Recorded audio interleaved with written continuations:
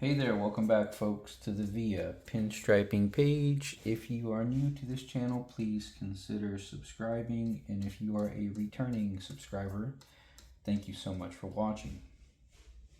Today we're just going to develop a design.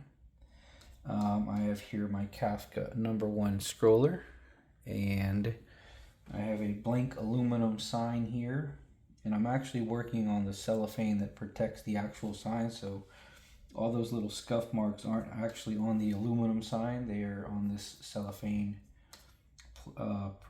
protective plastic. It may not be actually cellophane, that's what I call it. And I think this is an Alpha 6 color. It's like a muted orange, almost like a brick color. I'm unsure exactly if it is that brand, but from what I understand, I do believe it is. And this time I was able to actually capture me paletting, so hopefully that helps. Now as you can see, I'm adding a little bit of paint and reducing as I go. There is no perfect mix.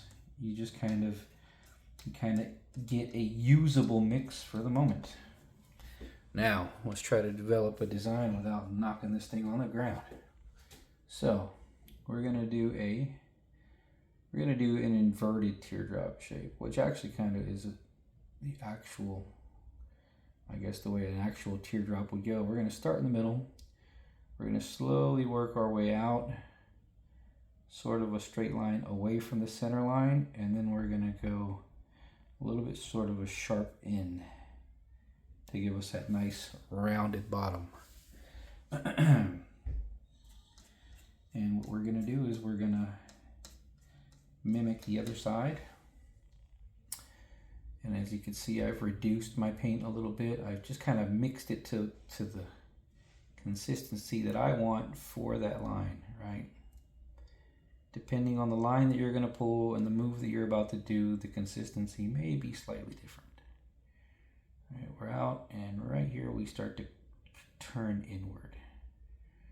Right now, when you go to do these meetups, you don't always have to touch right as you get there. You can always kind of develop it after the fact, right? So create that bottom after the fact, clean it up, and make it nice if you can. And there we go. Right, I'm a little bit zoomed out so y'all could see the paletting action going on. Always getting the paint right, always reducing if needed, always adding paint if needed, right? If it's too wet, you add some paint. If it's too dry, you reduce a little. And when you reduce, remember to actually reduce. You don't want to skim the top. You want to kind of scrape almost to the bottom of the palette there. You want to get every single hair to, all of these hairs to be the exact same consistency all the way throughout. You don't want to just skim the top. I see that a lot when we're teaching classes. People like to just skim the top, right?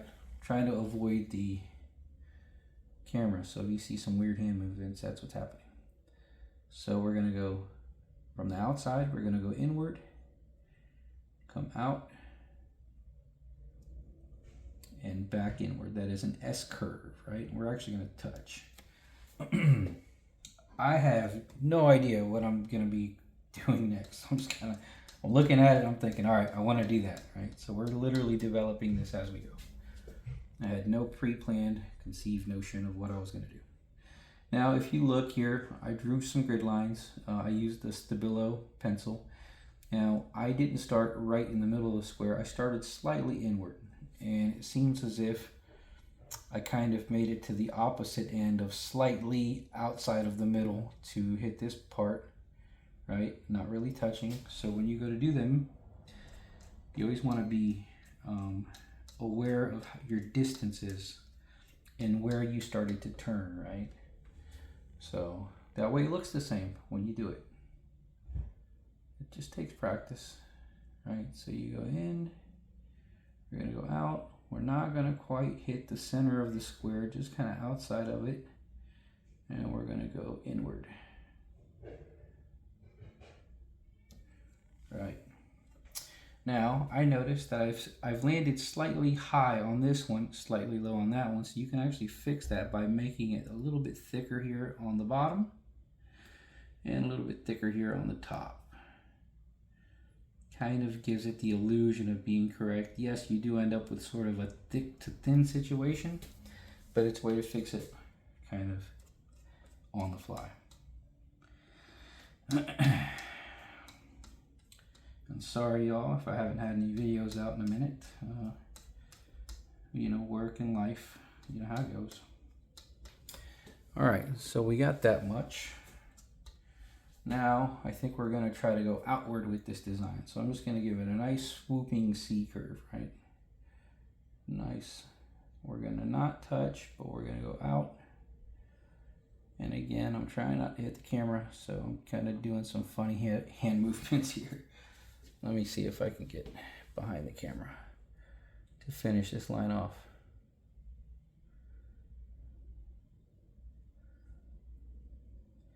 You see how I started in the middle there? That's something that you really gotta get down if you can. Practice that quite a bit. Being able to start a line from wherever, finish it off, because you never know when you're gonna sort of run low on paint, and sometimes it's just the only way to get that line completed.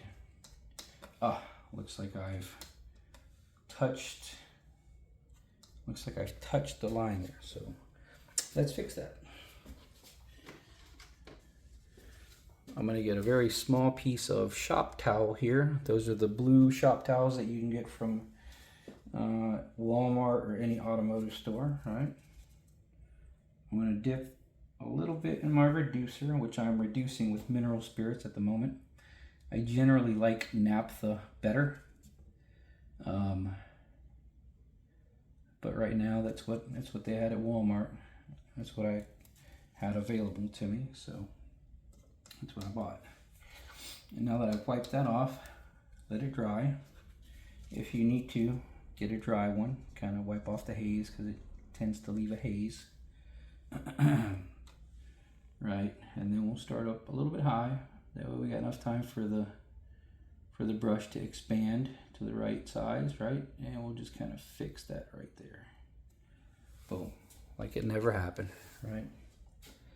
I know we're at a pretty hard angle here, but I think you can see what I'm doing. I'll try to give you a head-on view after I'm done.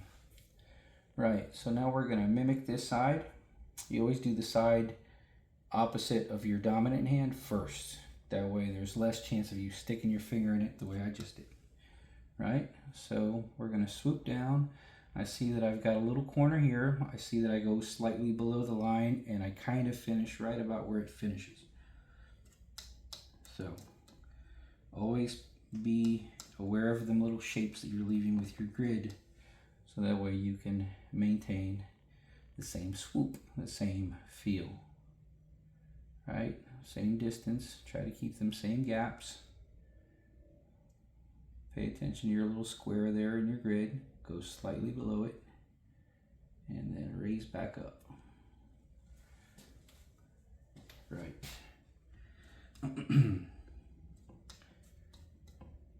Now we're going to continue. I'm going to start here and I'm just going to follow that line and meet back up with it to sort of make a triangle, right? Meet back up with it, and I'm actually going to extend this one a little bit because the other one went a little bit further, right? So just to make sure it matches that one. Paletting in between.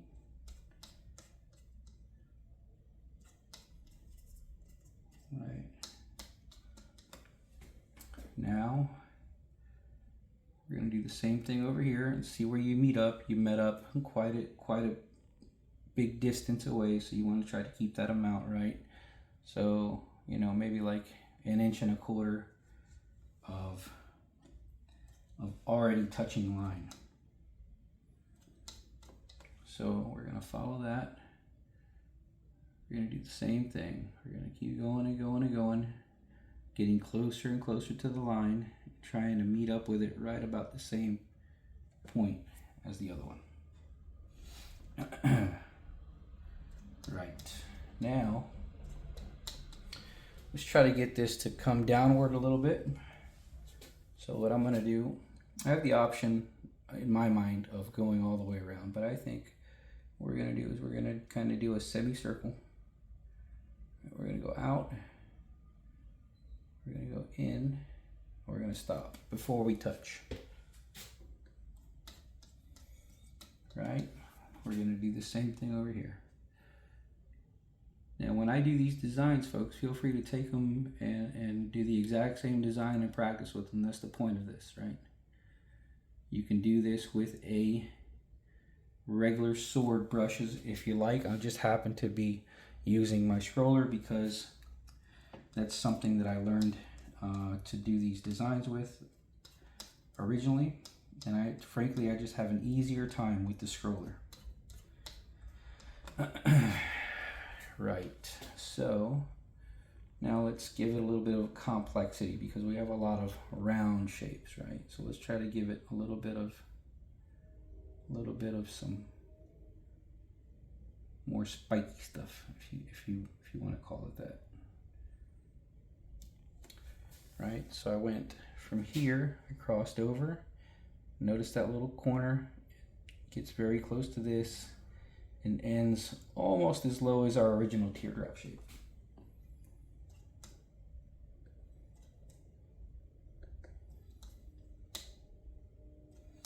If you notice that your paint is very, very thick to begin with, you could always dump a little bit of reducer in there and mix it up, and that gives you sort of a slightly better starting point, okay? Now, we're gonna start here. Try to be aware of your squares again, and your distance, and your line weight. So we're gonna start here, we're gonna come in, we're gonna make sure we leave that little square. We're gonna go downward, we're gonna come out slightly past the grid line. Right.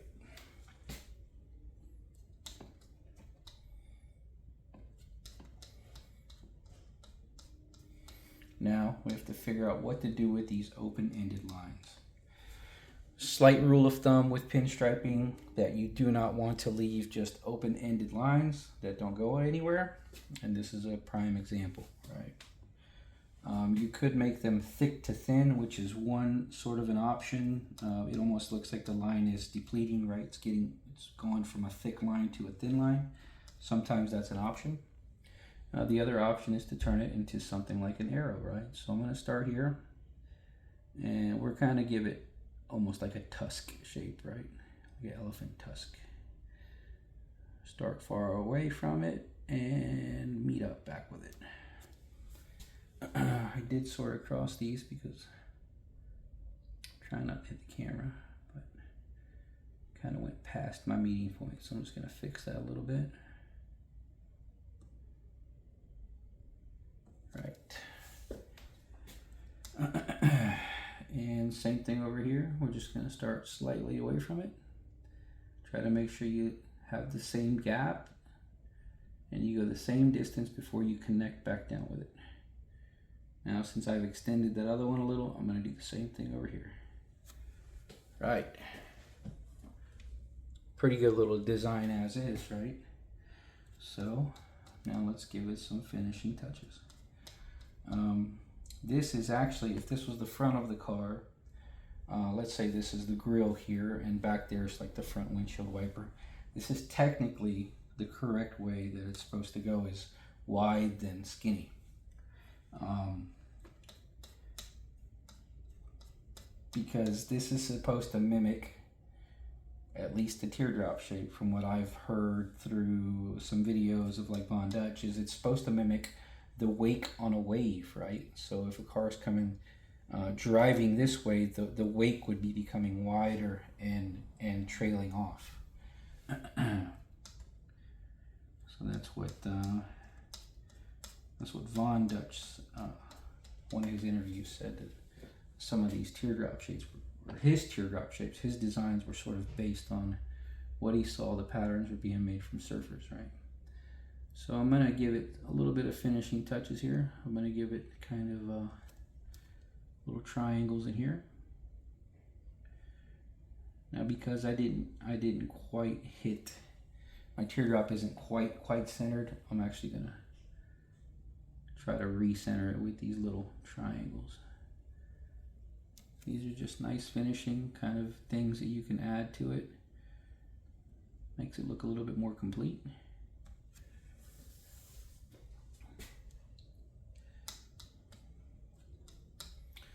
I'm trying to think if I want to do anything else to it here. I think what I'll do is I'll add a teardrop, or I'm sorry, not a teardrop, I'll add a dot, and I'll show y'all how we do the dots. So hopefully you can see it. I'll pull it up to the camera here, right? I think you can see that. So watch, I'm gonna squeegee out this paint. This is paint that I've used, right? I'm gonna squeegee it out. You see that little puddle that was left, right? I'm gonna go in the back of my brush. I'm gonna go into that puddle with the back of my brush, and that's gonna leave the ability to leave a nice round dot, right? So I'm just gonna go to the tip of this, leave a nice dot. And if you do it a few times, they get smaller as you go, right? You can go overboard with the dots, but there's ways of doing it tastefully, right? So 1, 2, 3. They get smaller as they go. 1, 2, 3. And there you have it, folks. That is the design for the day. Let me know what you think in the comments section.